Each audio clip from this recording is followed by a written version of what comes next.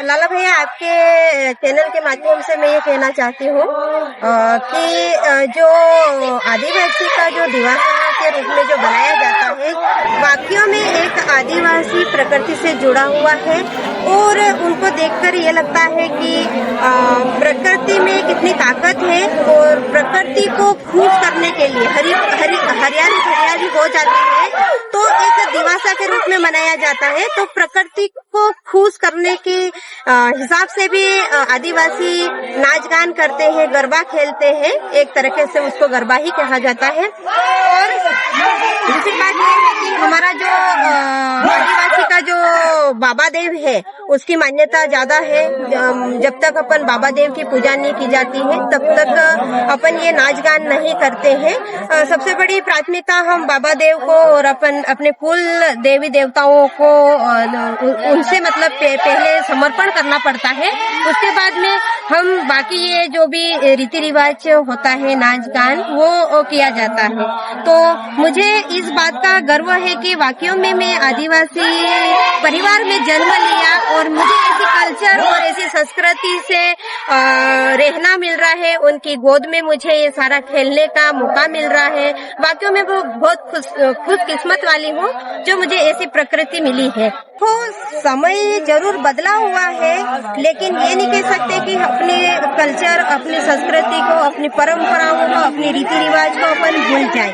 मानते हैं जरूर कि आज का जो दौर चल रहा है वो बहुत परिवर्तन का दौर चल रहा है, लेकिन अपन देखो कि अपने पूर्वजन पहले एक लंगोटी पहनते थे, तो क्या उस समय वो भी तो जानते थे कि अच्छे कपड़े पहने वगैरह, अच्छी वेशभूषा धारण करें, लेकिन क्यों नहीं उन लोगों ने पहना? क्योंकि उन्होंने अपने आदिवासी समाज को और अपनी परंपरा संस्कृति को आने वाली भावी पीढ़ी न छोड़े, इसलिए उन्होंने वो एक प्रकार का कपड़ा पहनते थे।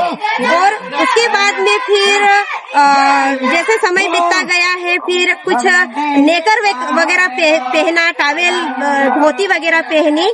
तो इस प्रकार से उन्होंने अपने पहनाव को भी बहुत तरीके से जीवित रखा है। लेकिन आज के जो बच्चे हैं वो पूरी तरह से विदेशी फैशन में आते हैं और अपने जो स्वदेशी जो फैशन होना चाहिए वाकई में वो भूलते जा रहे हैं। तो इसके लिए कहीं चाहिए मुझे भी खेद है, क्योंकि अपना एक आदिवासी समाज यदि इस परंपराओं से जुड़ के रहेगा तो वाकई में हमारा जो आदिवासी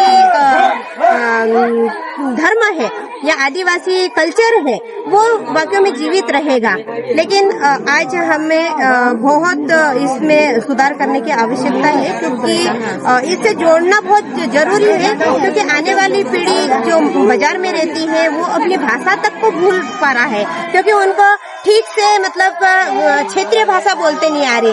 और अपने जो घरों में बकरी, मुर्गा वगैरह, जो बेल वगैरह बांधते हैं, तो कहीं बाजार से आते हैं तो कहते हैं पप्पा ये क्या है, मतलब इस टाइप से भी समय चालू हो गया। तो मेरा ये कहना है कि आप कितनी भी ऊंचाई पे चले जाओ, लेकिन अपनी गांव की परंपरा संस्कृति को जीवित रखिए और उसमें ही आनंद है। और दूसरा तो मुझे नहीं लगता कि कोई आनंद इससे बड़ा कोई मिल पाएगा। धन्यवाद।